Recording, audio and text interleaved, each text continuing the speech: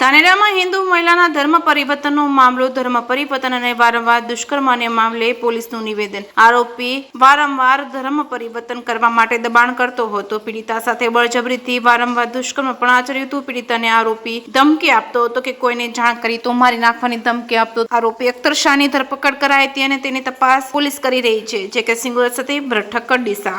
અગાઉ મેં 5 વિધર્મીઓ વિરુદ્ધ પાલનપુર કોર્ટમાં ફરિયાદ આપેલી, તો એમાં 3 આરોપી પકડાયા હતા અને 2 આરોપી બાકી હતા. તો એ 2 આરોપી મને ફોન દ્વારા મારો કોન્ટેક્ટ કરી મને વારંવાર ધમકીઓ આપતા કે તું કેસ પાછો ખેંચી લે, યા તો તારી છોકરીઓ ઉપાડી લેશું અને યા તો તને જાનથી મારી નાખશું, એમ વારંવાર ધમકીઓ આવતી.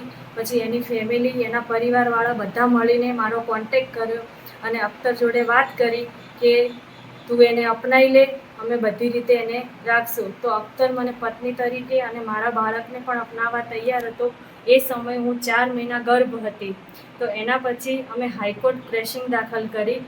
અખ્તર છૂટીને બહાર આવ્યો તો અખ્તર બધી રીતે મને અપનાવવા તૈયાર હતો. એમ કહીને મને પેગ્યા લઈ ગયા એના ગામે લઈ ગયા. પછી આ લોકોએ મારી જોડે 2 દિવસ સારું રાખ્યું. પછી ફરીથી એનું એ જ વર્તન ચાલુ કરી નાખ્યું. મને ધાક ધમકી આપવી, મને મારપીટ કરવી, મારા બાળકને મારા પેટ ઉપર લાતો મારવી, આ બધું એ લોકોએ ફરીથી ચાલુ કરી નાખ્યું. અને અગાઉ જે મેં ફરિયાદ કરી હતી એમના જોડે મારા અને અખ્તરના વિડીયો હતા. તો એ વિડીયોના આધારે એમના ફેમિલીવાળા, એમના સગા સંબંધીઓ આ બધા મળીને વિડીયો દ્વારા મને બ્લેકમેલ કરતા કે અમે જેમ કહીએ એમ તું કર, નહીં તો તારા વિડીયો અમે વાયરલ કરી દઈશું, એમ કહીને ફરીથી આ લોકો, એના ઘરના સભ્યો, એના સગાવાલા આ બધા મળીને મારી જોડે બલાત્કાર પણ કરેલો છે અને મારી જોડે ધર્મ પરિવર્તન પણ કરાયેલું છે. ધર્મ પરિવર્તન કરાયા પછી આ લોકોએ મને એવી ધમકી આપી કે તારી બંને છોકરીઓને તું લાવી દે, યા તો પછી અમે એને ઉપાડી લઈશું અને એની તારી બંને છોકરીઓને લાવી અને અમે એને મુસલમાન બનાવીએ અને અમે મારા મુસ્લિમ ધર્મ છોકરીઓને અપનાવી દઈએ. તો બસ એના ડરથી હું બહુ ડરી ગઈ. મારી જોડે કોઈ રસ્તો નહોતો કે હું કોઈનો સહારો લઉં. ત્યાર પછી આ લોકો વારંવાર મારી જોડે દુષ્કર્મ કરતા, વારંવાર મને ધમકીઓ આપતા, વારંવાર એના પૂરા પરિવાર મળી અને મને મારપીટ કરતા.